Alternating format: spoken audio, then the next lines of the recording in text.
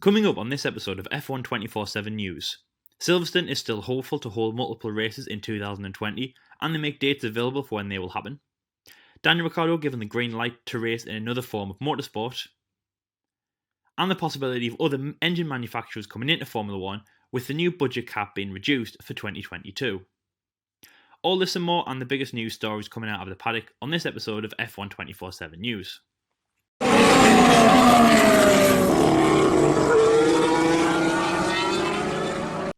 The British Grand Prix, the home of Formula 1, it hosted the first race back in 1950, and with over 70 years of hosting motor racing events, it was going to be a big race for Formula 1 this year.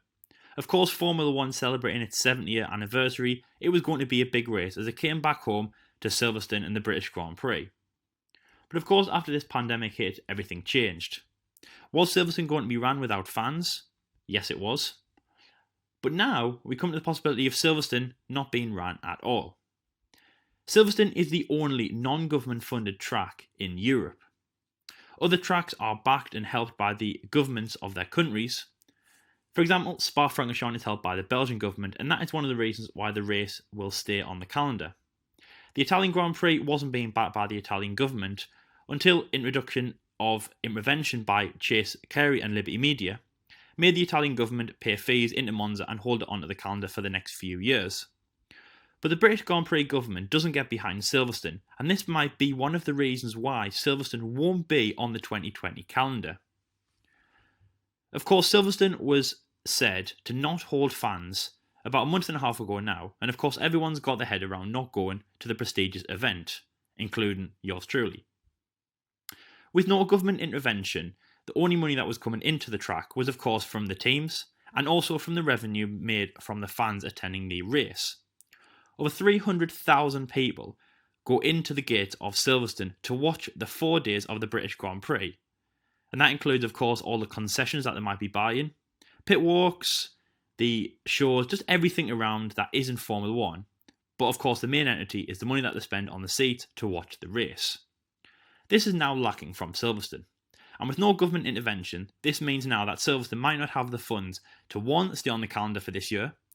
They might struggle to stay on the calendar for the next few years, but no Formula 1 at the British Grand Prix might be a stronghold and something that we might have to be worried about for the 2020 season.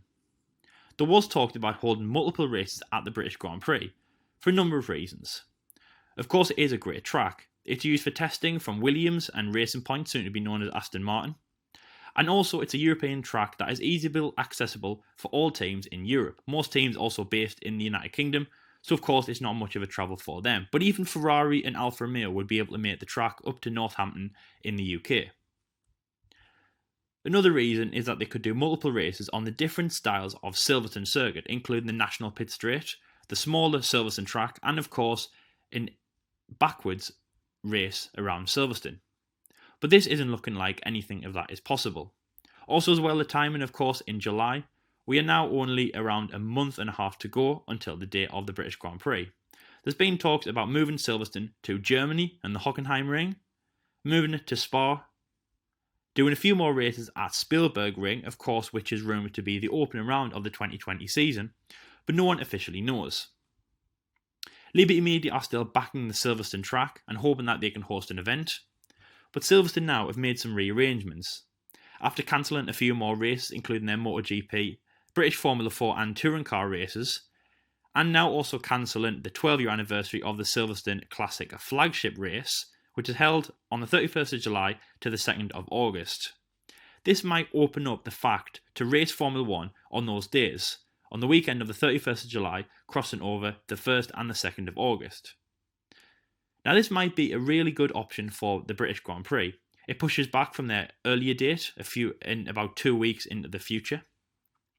It also gives Formula 1 a bit more time in Austria and to find out if there's any other possibilities of shuffling around the calendar to make it more accessible for the teams and better for the fans and everyone involved. Also, the 1st of August is my birthday, so that would be nice to see Formula 1 at the British Grand Prix over my birthday, but that's not important right now. We all want to see racing universally. This might be a possibility, as a CEO of the Silverstone organiser of the Classic flagship race, Nick Wigley, has cancelled the event and said that with sad hearts, it's not good to cancel the event, but it might open the possibility of having Formula One back on those dates. So now we have to wait and see. What will happen with Liberty Media?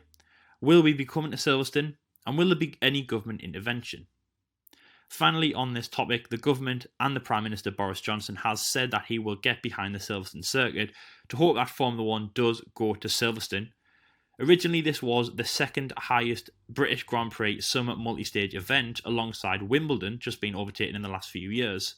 It will be good to see us going to Silverstone, but we'll have to see what happens in the future.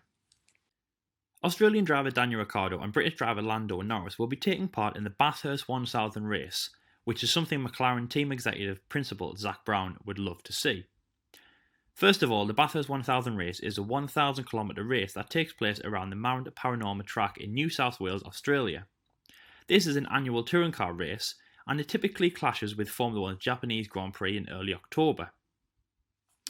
Now, of course, after the news that Australian driver Daniel Ricciardo was going to be joining McLaren after Spanish driver Carlos Sainz was moving to Ferrari, this would be a good partnership to see the Australian and the British driver, young and old, in the Woking-based team. Now, Zak Brown owns part of the Wilkinson Andretti United car team, which is also used in the Indianapolis 500 and is a car that Fernando Alonso drove to the 2017 Indy 500, of course where Jenson Button took his place in the Monaco Grand Prix, of which that clashed with.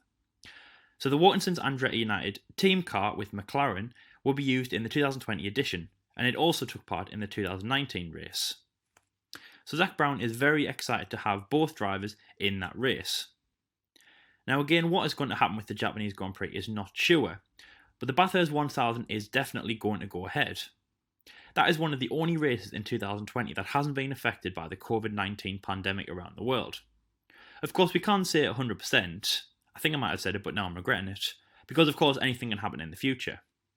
The Formula One season has nothing to be confirmed, but it doesn't look like we're going to be leaving Europe anytime soon.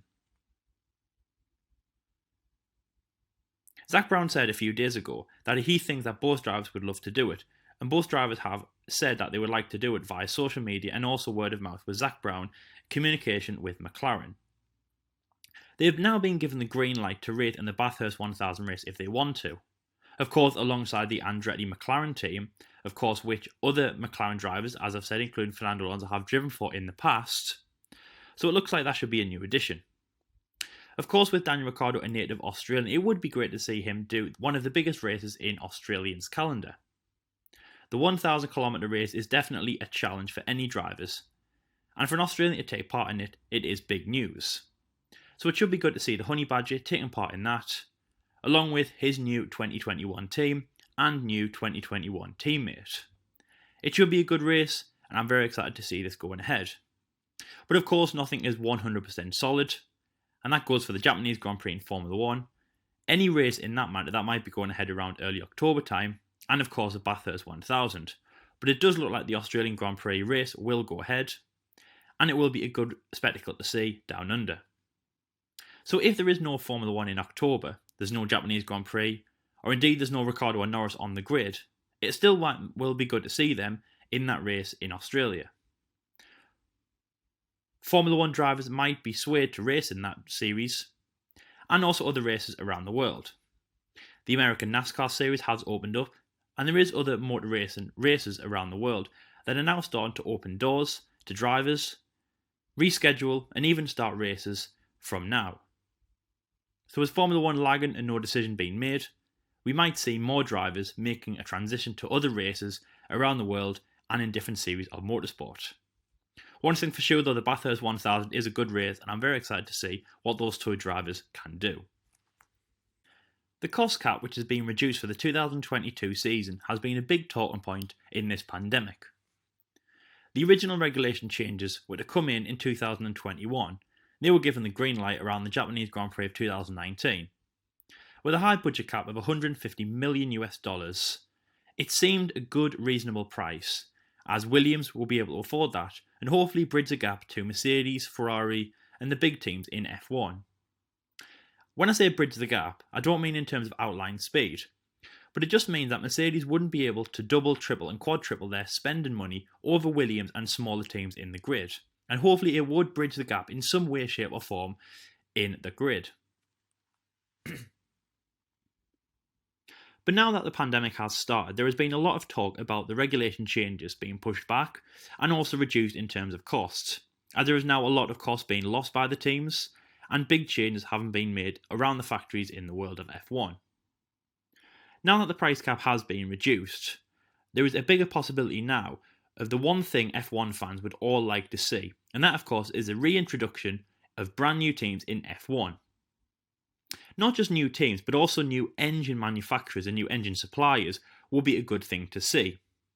Of course, engine manufacturers that haven't been in Formula 1, such as Porsche, Audi, and so on and so forth, have been talked about. Aston Martin are coming into Formula 1 for the 2021 season. Not as an engine manufacturer, this is now a name, of course the rebranding of Racing Point, but a full-flat Aston Martin engine, as seen from the James Bond movies, is something that we would all love to see. This has been a rumour for many, many years. But HAAS Team principal Gunther Steiner, along with some other members of the FIA and FOM, have hinted at the possibility of other engine manufacturers coming into Formula 1. This might be brand new racers, but also teams from F2, F3, Euro Series and Asian Series around the world, and Formula E. And one of the big names to possibly come into Formula 1 is Audi, the German team of Audi. This would be a good introduction for Formula 1, along with some other teams that might be interested. It would be good to see more engine manufacturers in F1. At the moment, we only have 4 of the major brands, including Mercedes, which of course are the dominant figure with Mercedes-AMG Petronas, Ferrari, Renault, and the new introduction of Honda. New engine manufacturers would be great to see in the sport, but also they might manufacture into full works teams such as Renault Sport in F1. Now, as I've said, Aston Martin aren't 100% a brand new Aston Martin based team. Of course, it's just a changing of the name from Racing Point, but this might be something that we might see in the future, whereas Aston Martin, the British team, come in and say we will power Racing Point and actually make an introduction into Formula 1. This has been talked about for a very long time, and of course in 2019 and this season, powering Red Bull Racing, there has been talks about a Red Bull Aston Martin car. But it is good that the FIA are now open to the fact of introducing new things into Formula 1, and this is new teams, new engines, and possibly a new change into the sport. But one thing is 100% for sure. Now with the reintroduction of the new regulation changes, e.g. the lowered budget cap, there's going to be a lot more change in Formula 1, as now teams and most people in the paddock have free range of what they can do, what they can introduce, reintroduce, and hopefully bring into F1 to make it a better sport for the future. Being in this pandemic right now might be a turning point for the sport. We might see things we've never seen before in F1, and it might be a big thing to change for the future. Let us know in the comment section below which team and which engine manufacturer you would like to see in Formula 1.